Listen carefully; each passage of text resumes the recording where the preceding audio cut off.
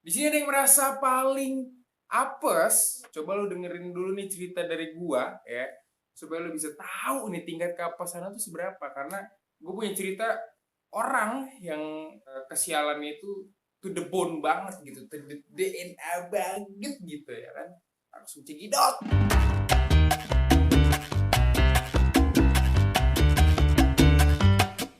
Jadi gua akan menceritakan Paul Murphy ya, yaitu adalah seorang berkebangsaan Australia, tepatnya di selatan Sydney gitu.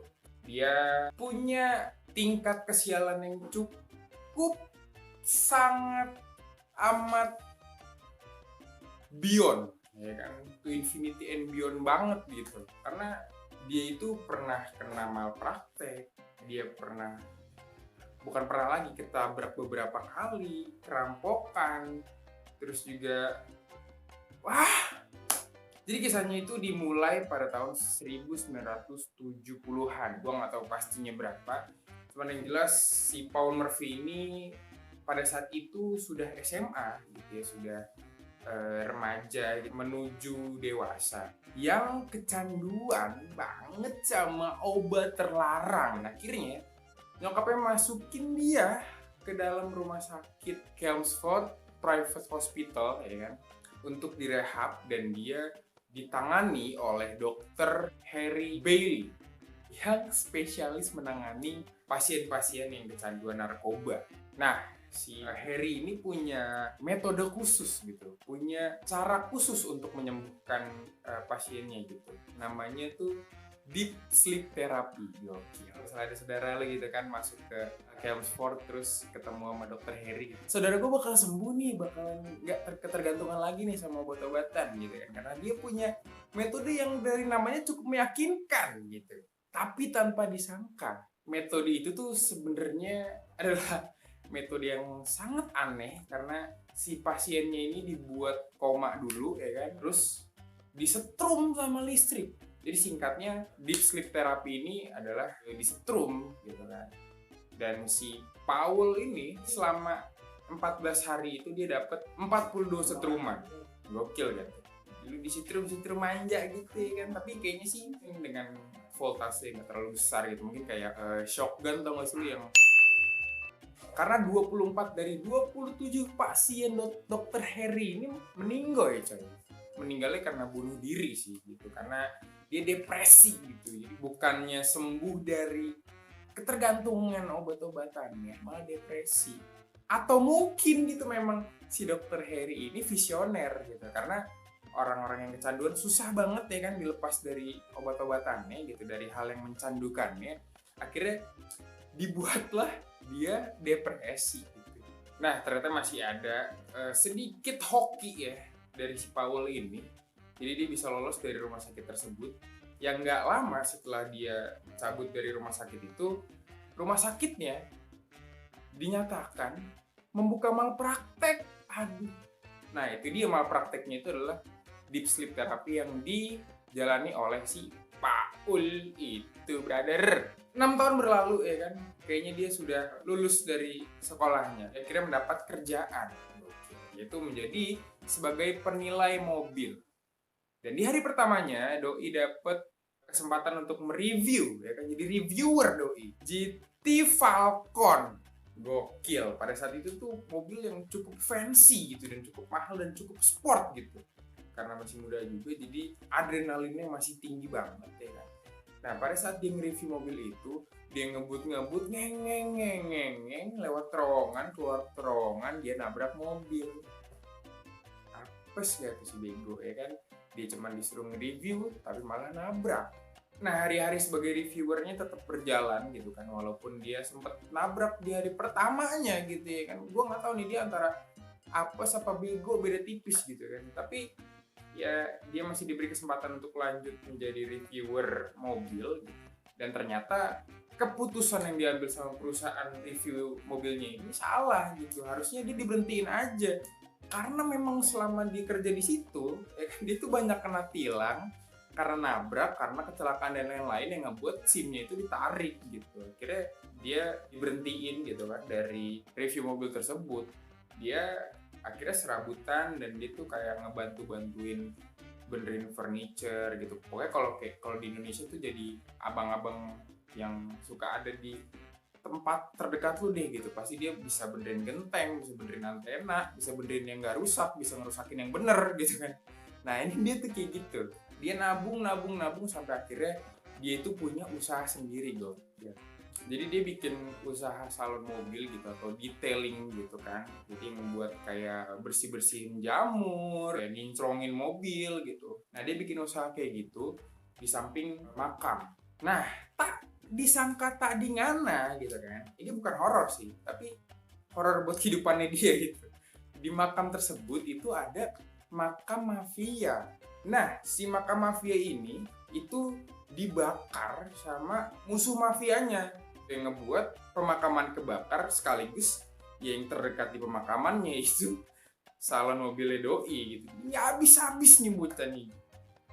Nah karena tuh kebakaran tuh ya kan si usahanya si Paul ini sekarang depresi malah kecanduan narkoba lagi. Nah itu dia. Jadi pada tahun 1986 ya kan ini adalah the next keapesan doi gitu ya kan. Dia ini keluar masuk penjara 5 kali ya karena dia terlibat kasus heroin gitu. Karena kan di luar sana tuh kayak ganja gitu masalahnya enggak, tapi kalau sudah heroin dan yang lain-lain itu sudah obat terlarang, bisa ditangkap kalau lu ketahuan kayak gitu.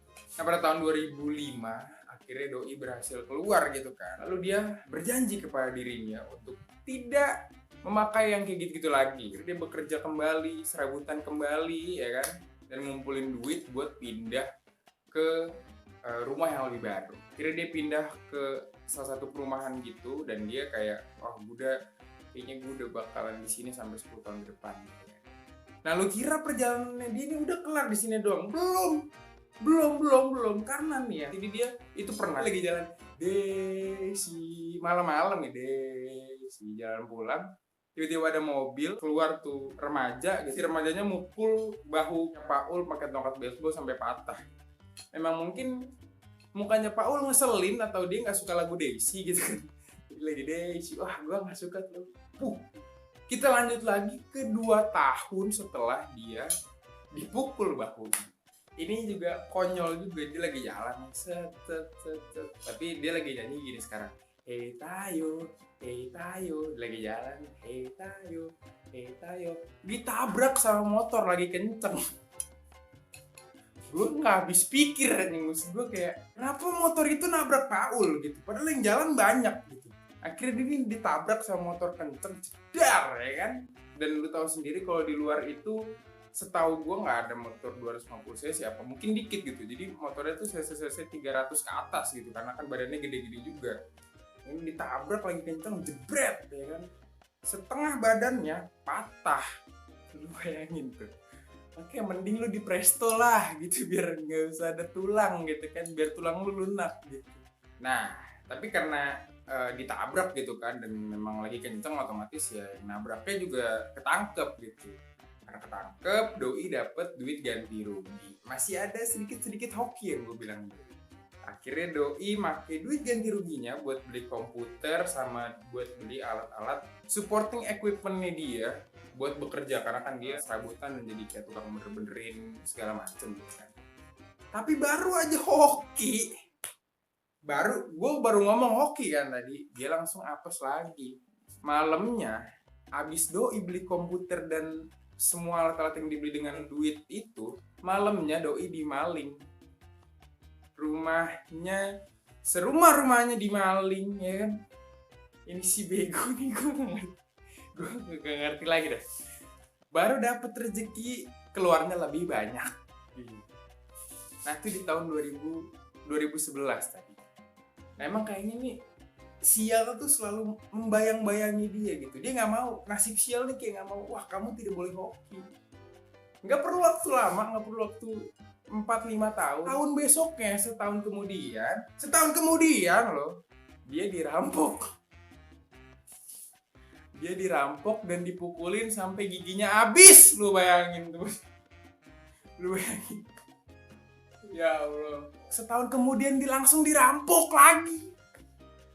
Dan mesti Nah tadi kan dia dipukulin kan sama si perampok tuh sampai giginya habis ya kan. Nah dia ada hoki lagi. Jadi beruntungnya dia masih ada hoki sedikit sih, masih ada keberuntungan sedikit. Tapi memang sedikit banget gitu kalau misalnya ini ini wah nggak bisa nggak bisa gue kasih tahu dia seberapa apesnya gitu, seberapa sialnya ya. Pokoknya ini nggak kelihatan kan di kamera gue kan. Nah itu sialnya dia. Nah ini beruntungnya ini segini nih, pokoknya kecil banget lah. Jadi habis dia dipukulin tuh ya kan sampai giginya dia rontok semua. Akhirnya ada beberapa orang yang tergerak buat ngebantu dia dari kisah perjalanan hidupnya yang cukup menyedihkan gitu. Akhirnya ya dia dapet dia tuh gigi palsu yang harganya cukup mahal gitu kan. Gila ya. Jadi itu masalah hidupnya ya. Dan sebenarnya yang sial itu bukan masalah hidupnya aja gitu, tapi sampai ke percintaannya. Lu bayangin ya. Jadi memang kayak seluruh hidupnya sih sial. Kita masuk ke kisah percintaannya Doi ya. Jadi Doi itu sempat deket sama cewek cakep gitu kan di situ. Terus dia rencana buat nikah nih gitu, karena kan kayak gue udah klop banget dah gue malu dah gitu kan, sampai udah tunangan ya kan. Dan pas dia pengen nikah, tunangannya malah kabur dan milih selingkuh sama temennya sendiri. Gue bilang sekali lagi kan tuh ya, hokinya dia tuh segini tapi sialnya dia banyak banget gitu. Nah waktu berjalan ya kan, berjalan dengan tenang, tapi cuma sebentar gitu. Karena